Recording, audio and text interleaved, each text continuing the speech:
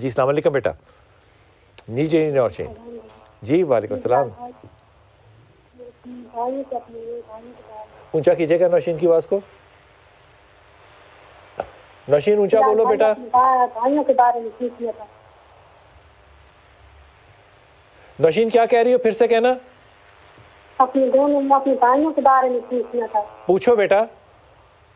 छोटे भाई जब गए 2-3 महीने हो गए काम के लिए, लेकिन अभी तक फंस नहीं आई है। अच्छा नौशीन आप दोबारा कॉल कर लेना क्योंकि ये तो आवाज़ बिल्कुल मेरी समझ में नहीं आई। जी अस्सलाम वालेकुम बेटा। रिफ़त जी, रिफ़त अस्सलाम वालेकुम। अस्सलाम वालेकुम रिफ़त। सब भाइयों बहनों से दरख्वास्त है कि जो भी कॉल कर रहे हो तो 3 बातों का ख्याल रखें। एक तो टेलीविज़न को बंद कर दे, दूसरा वो ज़रा बाहर की तरफ आ जाएं ताकि सिग्नल अच्छा हो, तीसरा बहुत साफ़ बात करने की कोशिश करें क्योंकि मैं अपनी उम्र की वजह से बहुत से अल्फाज समझ ही नहीं सकता जो मुंह के अंदर बोले जा रहे हों। सो क्लैरिटी के साथ क्वेश्चन को बना लें और फिर उसके बाद सवाल को सामने रखें तो ताकि उसका जवाब भी दे सकें। मैं इस बात पे ना डरता भी बहुत हूँ कि मामला जो है वो अगर मुझे गलत समझ आ गया और मैंने गलत बात कर दी तो वो फिर आपके लिए रहनुमाई नहीं, वो गलत बात हो जाएगी। जी रिफ़त अस्सलाम वालेकुम। जी अस्सलाम वालेकुम। मैं इफ़त बात कर रही हूँ। इफ़त जी इफ़त। मेरा मसला ये है कुतुब साहब कि ना पिछले साल से हमारे साथ बहुत क्राइसिस हो रहे हैं। मतलब मुख्तलिफ हमारे बिजनेस भी हमारा बिल्कुल खत्म हो गया जो माशाल्लाह 45 साल से चल रहा था, वो एकदम स्टॉप पर आ गया। और फिर मेरे ससुर भी अभी नवंबर में वो एकदम घर में ऐसे गिरे हैं कि कुछ हमें समझ नहीं आई। और मेरी सास भी 15-15 दिन के वक्फे से ऐसी बुरी तरह बीमार हुई हैं कि हॉस्पिटलाइज हो गए। मेरा अपना, चूंकि मैं बिल्कुल ठीक थी और ऐसा मेरा पित्ते का ऑपरेशन हुआ कि 15 दिन के अंदर मुझे इमरजेंसी ऑपरेशन करवाना पड़ा।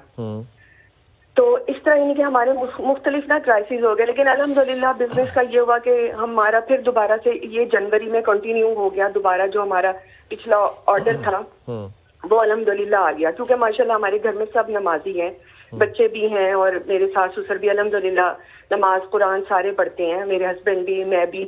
बस अब ये है कि अब फिर जो है ना ये सिलसिला शुरू हो गया। अभी पिछले महीने मेरे हस्बैंड वैसे ही सड़क पे गिर गए।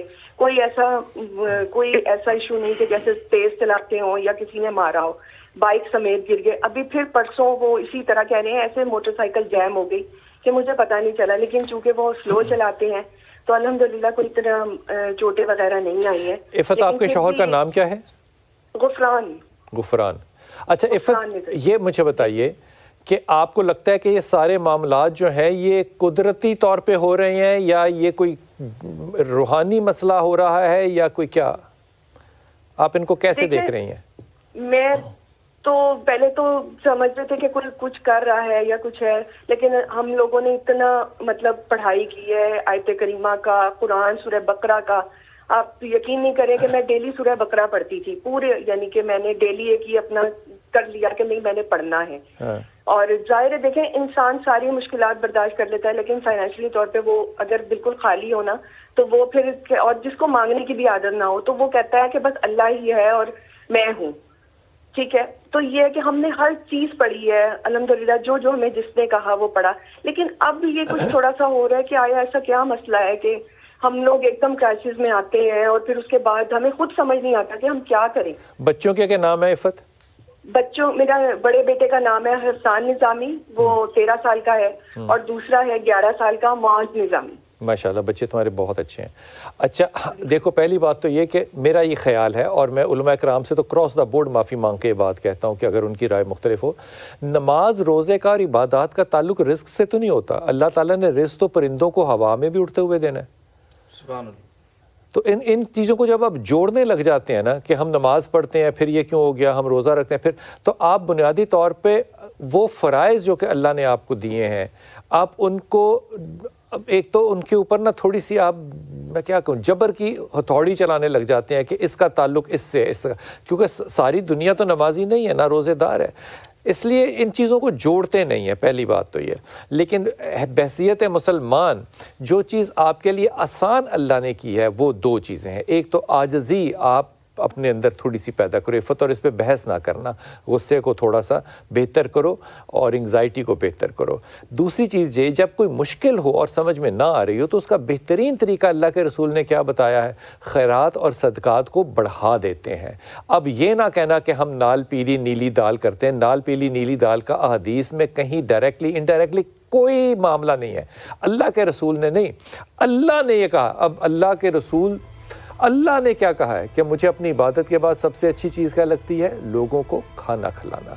ये जो खाना खिलाना है ना, गुरबा को, यतीमों को, फ़कीरों को छोड़ दीजिए, ये भी जज ना कीजिए, आप बस सदक़ात दिया करें। और सदक़ात देने का बेहतरीन वक्त क्या है, मौला अली का ने क्या खूबसूरत बात की, कहा जब ना हो तभी तो अल्लाह बढ़ाएगा। तो वो जब आप रोकने लग जाते हैं ना थोड़ा सा कि कम है तो ना, उसी वक्त बढ़ाना है, अल्लाह उसी वक्त बढ़ाएगा। हुजूर के जब जनाब हाशिम का नाम हाशिम था, इसलिए शोरबे में भिगो भिगो के रोटी देने वाले, ये जो काम है ना इफ़्फ़त, ये इसको शुरू करो। परिंदों परिंदों को जो डालने वाले हमारे बताते हैं, मैं इसको रोक नहीं रहा, लेकिन यतीमों को, फ़कीरों को, गरीबों को, और घर से शुरू करो, ख़ानदान से शुरू करो, सदक़ात देना शुरू करो, खाना खिलाना शुरू करो। यू विल सी कि अल्लाह ताला किस तरह रहमत का नज़ूल बारिश की तरह करेगा।